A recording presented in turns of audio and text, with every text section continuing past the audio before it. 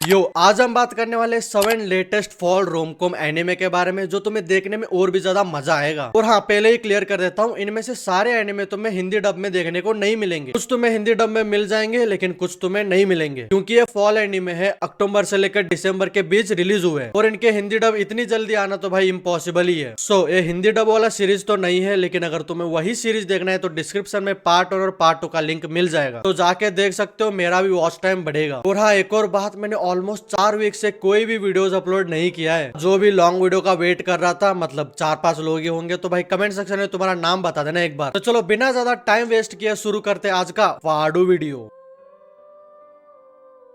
तो चलो स्टार्ट करते हैं फर्स्ट एनिमे से, और इसका नाम है लेट्स प्ले। तो भाई इस एनिमे के बारे में बताने से पहले तो मैं बता दूं, ये फॉल 2025 का मेरा सबसे फेवरेट एनिमे है, मतलब favourite romcom slice of life वाला एनिमे है भाई। ये एनिमे एक इंट्रोवर्ट गेम डेवलपर गर्ल की स्टोरी है जो अपना ड्रीम गेम रूमिनेट बना रही होती है। फिर सब कुछ ठीक चल रहा होता है, उसने अपना गेम रूमिनेट को भी रिलीज किया और अच्छा खासा उसे रेटिंग भी मिल गया। लेकिन एक दिन उस लड़की का फेवरेट यूट्यूबर मार्सोल्ला वो गेम खेलता है अपने चैनल पे, वो भी स्ट्रीम करते हुए। और ये सुन के तुम्हें क्या लगता है, अच्छी बात है यार, इतना बड़ा यूट्यूबर उसका गेम खेल रहा है और सबसे बड़ी बात उसका फेवरेट यूट्यूबर है। लेकिन यहाँ पे सबसे बड़ा ट्विस्ट आता है, मार्शल को भाई वो गेम खेलने नहीं आता, वो बार बार मरे ही जा रहा था। फिर उसके बाद उसने उस गेम को रूमिनेट को बहुत ज्यादा हेट किया अपने स्ट्रीम पे, और फिर उस स्ट्रीम के बाद उस गेम की रेटिंग पूरा नीचे गिरने लग गई, क्योंकि उसके फैंस ने, मार्शल के फैंस ने उस गेम को भाई पूरा 0 की रेटिंग देके पूरा नीचे कर दिया। और फिर अपनी main female character full depression mode में चली गई, क्योंकि भाई उसकी सालों की मेहनत थी है और अब उसकी मेहनत मिट्टी में मिल चुकी है। लेकिन ये स्टोरी यहाँ पे नहीं रुकती, फिर हमें देखने को मिलता है इतना बड़ा ट्विस्ट जो सुन के तुम शॉक हो जाओगे। एक दिन अपना मेन कैरेक्टर मार्शल एक नए अपार्टमेंट में शिफ्ट होता है, लेकिन सबसे बड़ी बात, वो भी अपनी मेन फीमेल कैरेक्टर वहां पे रहती है। मतलब अब वो रहेंगे अड़ोस पड़ोस में, मतलब अपना मेन कैरेक्टर यहाँ पे रहता है और अपनी मेन फीमेल कैरेक्टर यहाँ पे, दोनों आस पास। तो सोच सकते हो आगे क्या देखने को मिल सकता है। और हाँ, तुम्हें सिर्फ यही कैरेक्टर्स देखने को नहीं मिलेंगे, और भी बहुत सारे कैरेक्टर्स है जिनसे तुम अटैच हो जाओगे। स्पेशली ये टाइगर जैसा दिखने वाला इंसान, मुझे तो भाई ये बहुत ही पसंद है। अगर तुमने एनीमे अभी तक नहीं देखा है तो भाई just go and watch it. और सबसे अच्छी बात ये तुम्हें ऑफिशियली हिंदी डब में भी मिल जाएगा, सो गो एंड वॉच इट या फिर अपने वॉच लिस्ट में ऐड कर लेना। तो चलो बढ़ते हैं सेकंड एनीमे पे, और इसका नाम है with you our love will make it through. ये एनीमे तुम्हें थोड़ा सा यूनिक देखने को मिलेगा, मतलब बहुत ही ज्यादा यूनिक देखने को मिलेगा, लेकिन ये भी देखने में तुम्हें बहुत मजा भी आएगा। इस एनीमे की स्टोरी एक ऐसी दुनिया में सेट है जहाँ इंसान और बीस्ट फ्लॉक एक साथ रहते हैं, लेकिन बीस्ट फ्लॉक रहते हैं एक दीवार के अंदर, क्योंकि लोग अब भी उनसे डरते हैं। बीस्ट फ्लॉक का मतलब एक अलग ही इंसान होते हैं, उनके अंदर इंसान भी है लेकिन एक आधा भेड़िया का शकल भी, मतलब ऐसे मिक्सर टाइप का है, मिक्स ब्रीड, समझ रहे हो, ऐसा कुछ सीन है इसका। फिर हमारी मेन फीमेल कैरेक्टर मारी एक स्कूल स्टूडेंट है, लेकिन वो काफी डिप्रेस और अकेले रहती है। और हाँ, वो बीस्ट फ्लॉक नहीं है, वो सीधा साधा इंसान है बस। और उसकी स्कूल लाइफ तब चेंज होती है जब एक दिन उसके क्लास में आता है बीस्ट फ्लॉक स्टूडेंट, और उसका नाम है सुनागु, एक बीस्ट फ्लॉक इंसानों की दुनिया में। और उसके आने के बाद स्कूल का एटमॉस्फेयर पूरा ऑकवर्ड हो जाता है, सब डर में रहते हैं। लेकिन हमारी मेन फीमेल कैरेक्टर मारी स्टार्टिंग में उससे डर के रहती है, अनकंफर्टेबल फील करती है, क्योंकि उसके दिमाग में भी सोसाइटी के बनाए हुए कि बेस्ट फ्लॉक भाई बहुत डेंजरस होते हैं, वो इंसान को मारते हैं। इसलिए स्टार्टिंग में हमारी मेन फीमेल कैरेक्टर मारी उससे डर के रहती है भाई। इसलिए बोला जाता है सोसाइटी की मत सुनो, क्योंकि वो एक बहन की लोडी है।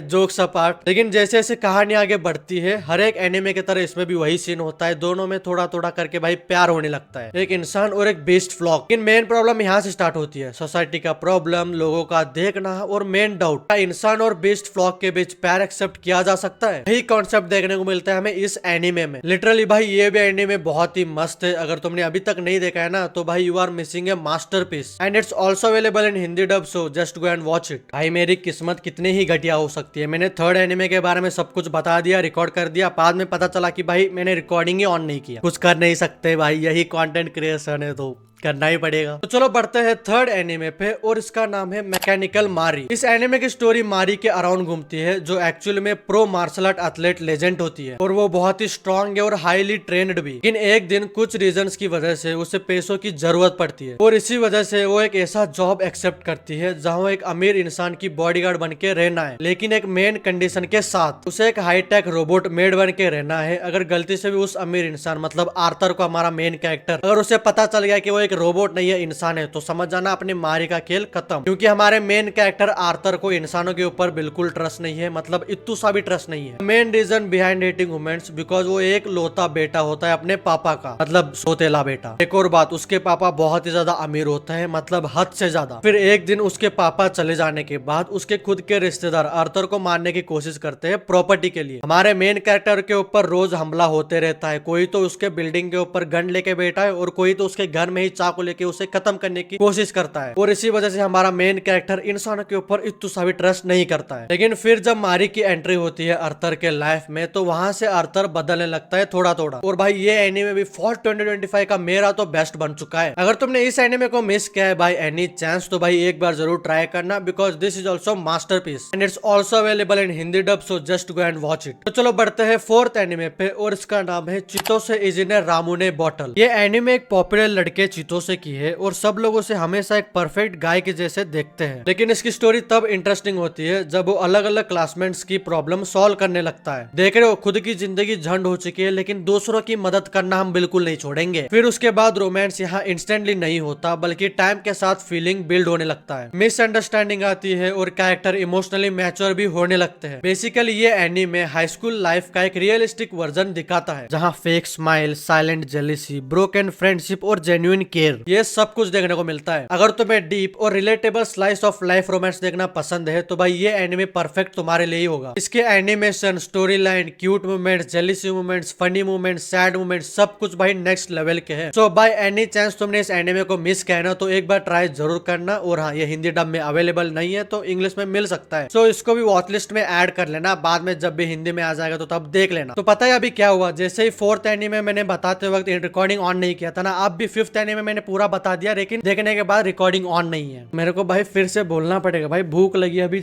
8 बजे सुबह के मैं अभी रिकॉर्डिंग कर रहा हूँ। करना तो पड़ेगा तुम्हारे लिए, करना तो पड़ेगा। व्यूज आए मेरे को 200-300 व्यूज से, मतलब भाई क्या बताऊँ। अब भाई हो सके तो यहाँ तक कोई देख रहा है तो भाई पूरा वीडियो देख लेना भाई, बहुत मेहनत लग रही है, अभी दोबारा से करना पड़ेगा, कोई बात नहीं, होता रहता है। तो चलो भाई बढ़ते हैं फिफ्थ एनीमे पे, और इसका नाम है my awkward सेनपाई। This is also one of my favourite anime, क्योंकि इसकी स्टोरी लाइन बहुत ही मस्त है और यूनिक देखने को मिलता है। और भाई इसे भी देखने में तुम्हें बहुत ज्यादा मजा आएगा मजा देखने में, सब एनीमे देखने में मजा आएगा। इसे नई बात क्या है, इस एनीमे के मेन फीमेल कैरेक्टर एक ऑफिस में काम करने वाली सेनपाई है, जो बाहर से तो स्ट्रिक्ट लगती है लेकिन अंदर से बहुत ही साई और सोशली ऑकवर्ड है। भाई हमारी मेन फीमेल कैरेक्टर को उसकी अपनी खुद की फीलिंग्स एक्सप्रेस करना नहीं आता है, और फिर उसका जूनियर यानी अपना मेन कैरेक्टर उसकी फीलिंग्स धीरे धीरे समझने लगता है कि वो रूड नहीं है, बस अनकंफर्टेबल इंट्रोवर्ट टाइप की लड़की है। और फिर दोनों के बीच ऑफिस वाले मूवमेंट्स बनने लगते हैं, जैसे कि आपने खाना खाया, तो मैंने भी खा लिया। हाँ कुछ ऐसे ही हमें देखने को मिलता है। रिकॉर्डिंग ऑन नहीं हुई ना 2 बार, इसलिए थोड़ा सा पागल हो गया हूँ। और भी बहुत सारे मूवमेंट, जैसे घर जाना, फिर काम के वक्त बातें करना, फ्लर्टिंग करना, ये सब बहुत सारे बनने लगते हैं। फिर जैसे जैसे स्टोरी आगे बढ़ती है, उनके बीच एक सॉफ्ट रोमांस बनने लगता है। इस एनीमे में कोई ड्रामेटिक कन्फेशन या लव ट्रायंगल नहीं है, इसमें सिर्फ देखने को मिलेगा रियलिस्टिक अडल्ट रोमांस। बेसिकली ये एनीमे उन लोगों के लिए परफेक्ट है जिनको भाई एक सिंपल रोमांस देखना है, ना ज्यादा ड्रामेटिक वाइब्स हो, ज्यादा मतलब ऐसे कॉमेडी मूवमेंट्स ना हो, सिंपल और रियलिस्टिक रोमांस देखने को मिले, तो भाई ये एनीमे तुम्हारे लिए परफेक्ट होगा फिर। और हाँ, ये भी एनीमे तुम्हें हिंदी डब में देखने को नहीं मिलेगा, वॉच लिस्ट में ऐड कर लेना भाई, जब आएगा तब देख लेना। तो चलो सिक्स्थ एनीमे बताने से पहले मैंने देख लिया है रिकॉर्डिंग ऑन है, अगर गलती से भी ऑफ हो गया तो भाई ओबीएस की दिक्कत है, मेरी दिक्कत नहीं है फिर। तो फिर चलो बढ़ते हैं सिक्स्थ एनीमे पे, और इसका नाम है आनो कुन नो फुत्सु नो हिबी। इसका नाम थोड़ा सा अलग और यूनिक है, लेकिन भाई इसकी स्टोरी एकदम जबरदस्त और रियलिस्टिक वाइब देगा। अगर तुम्हें Shikimori is not just a cute ये एनीमे तुम्हें पसंद आया था, ऑब्वियसली बातें पसंद आया ही होगा, तो भाई डेफिनेटली ये भी एनीमे तुम्हें एक बार जरूर देखना ही चाहिए, सेम वाइब देगा और तुम्हें पसंद भी आएगा। तो इस एनीमे का भी स्टोरी कुछ इसी टाइप का देखने को मिलता है। इसमें भी हमारा मेन कैरेक्टर यानो, एक लड़का जो हमेशा भाई प्रॉब्लम में फंसता रहता है, जब देखो तब कभी गिर जाता है, कभी एक्सीडेंट हो जाता है, मतलब इसका भी लक अनलकी है। लेकिन फिर हमारी मेन कैरेक्टर यानो की लाइफ में आती है एक लड़की जो उसकी केयर करती है और प्रोटेक्ट भी करती है। स्टार्टिंग में रोमांस लाउड नहीं होता, बल्कि डेली लाइफ में छोटा मूवमेंट्स डेवलप होता है। स्कूल के नॉर्मल दिन, घर जाते वक्त बातें करना, और ये सब मिलकर एक ब्यूटीफुल लव स्टोरी में देखने को मिलता है इस एनीमे में। तो भाई ये एनीमे उनके लिए परफेक्ट है जो चोस वाली दुनिया से बाहर निकलना चाहते हैं। तो भाई ये एनीमे तुम्हारे लिए परफेक्ट है, लेकिन दुखी बात यह है कि भाई ये भी एनीमे हिंदी डब में नहीं है। वॉच लिस्ट में ऐड कर लेना, शायद आगे आ सकता है इसका हिंदी डब।